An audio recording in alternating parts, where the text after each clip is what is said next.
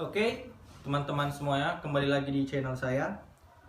Pada kesempatan kali ini, saya akan menyampaikan materi tentang pengantar hukum internasional, atau yang lebih dikerucutkan lagi pada materinya itu, kita akan membahas materi tentang pengantar, maksud saya wilayah laut teritorial. Oke. Saya akan mengambil contoh kasus antara Indonesia dan Malaysia. Jadi dalam kasus ini, Indonesia dan Malaysia itu berseteru tentang perbatasan di Selat Malaka.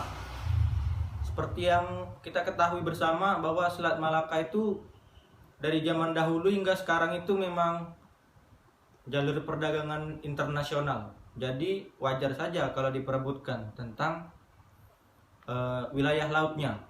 Oke, langsung saja kita bahas. Indonesia memiliki wilayah lautan yang lebih luas daripada wilayah daratannya. Bahkan kekayaan alam di Indonesia pun banyak, nggak hanya di daratan, bahkan di lautan juga malahan mungkin lebih banyak. Letak Indonesia ini pun berbatasan langsung dengan negara tetangga, contohnya Malaysia, baik berbatasan secara langsung atau daratan, bahkan secara lautan. Perbatasan antara Indonesia dan Malaysia ini dipisahkan oleh Selat Malaka. Lalu pada tanggal 17 Oktober 1969 itu terjadi kesepakatan antara Indonesia dan Malaysia, di mana kesepakatan ini membahas tentang batas landas kontinen antar kedua negara, yaitu Indonesia dan Malaysia. Perjanjian ini disahkan di Kuala Lumpur dan dihadiri oleh perwakilan dari negara Indonesia dan Malaysia. Mungkin ada kawan-kawan yang belum mengerti atau kurang mengetahui tentang landas kontinen. Oke, saya akan menjelaskan. Sabar. Landas kontinen merupakan dasar laut dan tanah di bawahnya dari daerah yang terletak di luar laut teritorialnya masing-masing. Keberadaan landas kontinen ini memberikan hak-hak berdaulat kepada negara yang berdiri dekat garis pantai. 13 tahun kemudian, perjanjian antara Indonesia dan Malaysia yang berkaitan dengan landas kontinen ini itu dianggap sudah tidak berlaku lagi, karena PBB akan melakukan sebuah konvensi tentang laut di Jenewa. Konvensi ini diadakan karena kemajuan teknologi di wilayah perairan yang sudah semakin pesat, sehingga perlu dibuatnya sebuah undang-undang tentang kelautan agar terjadinya pembatasan dan tidak terjadinya penyelewengan di wilayah laut. Dari dulu hingga sekarang itu banyak sekali saling mengklaim satu sama lain. Mungkin salah satu contohnya yang akan kita bahas sekarang, yaitu Indonesia dan Malaysia. Karena dari awal ya mengklaim itu, memang alangkah lebih baik kita buat suatu konvensi hukum laut, sehingga nanti akan terbukti siapa yang benar dan siapa yang salah. Karena banyaknya permasalahan di wilayah laut, khususnya di dunia, maka tercetuslah sebuah undang-undang hukum kelautan yang kita kenal sekarang dengan sebutan UNCLOS.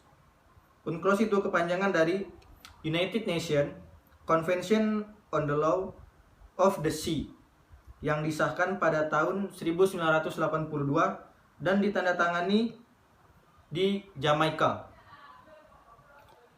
Undang-undang inilah yang berlaku hingga sekarang.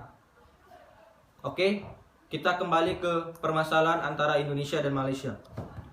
Permasalahan Indonesia dan Malaysia itu terjadi pada tepatnya tahun 2011.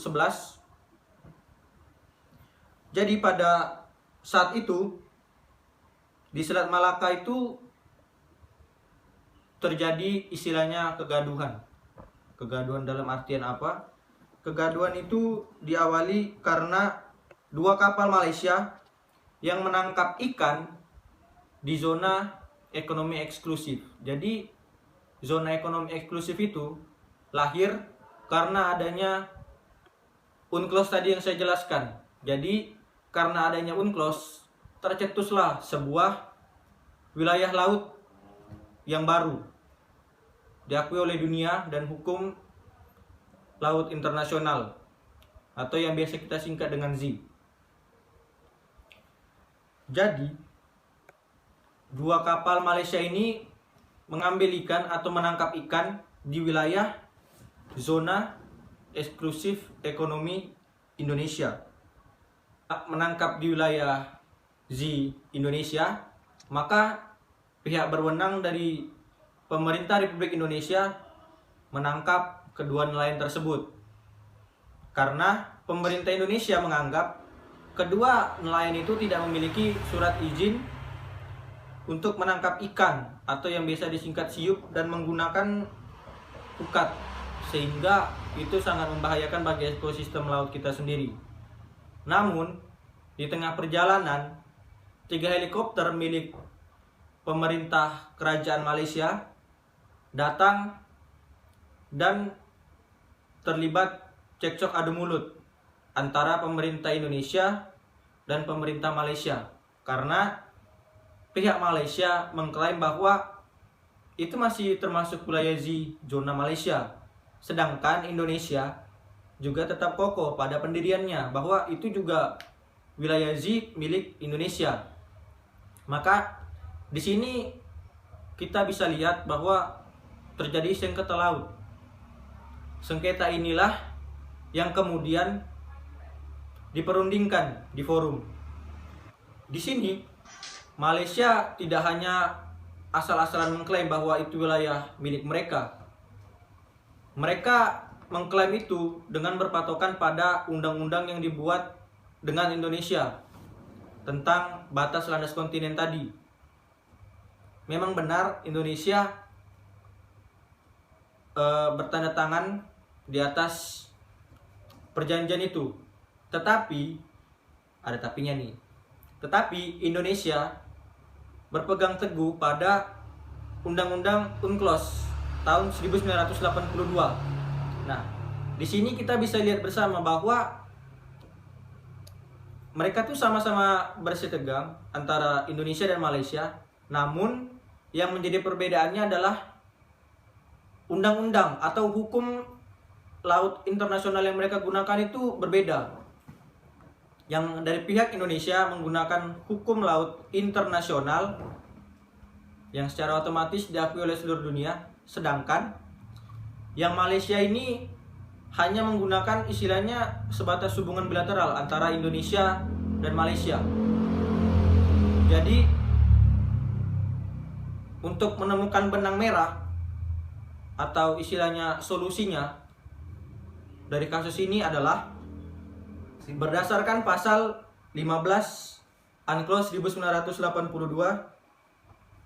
Ini yang akan menjadi pengaturan perbatasan wilayah Z, yang akan menentukan batas mana yang lebih tepat atau secara terperincinya. Penyelesaian sengketa ini diselesaikan sesuai dengan keinginan kedua belah negara, baik menempuh jalur litigasi maupun non-litigasi, sesuai dengan pasal 280 UNCLOS Undang-Undang 1982. Dan penyelesaian ini diselesaikan dengan cara damai yang diatur dalam pasal 279 UNCLOS 1982. Sepertinya itu saja yang bisa saya sampaikan. Terlebih dan kurang saya mohon maaf, karena saya yakin mungkin kalau yang lagi nonton video ini mungkin kayak kesannya agak boring juga ya kan. Gak apa-apa lah. Cuman baiklah, itu aja yang bisa saya sampaikan sekali lagi. Sekian dan terima kasih.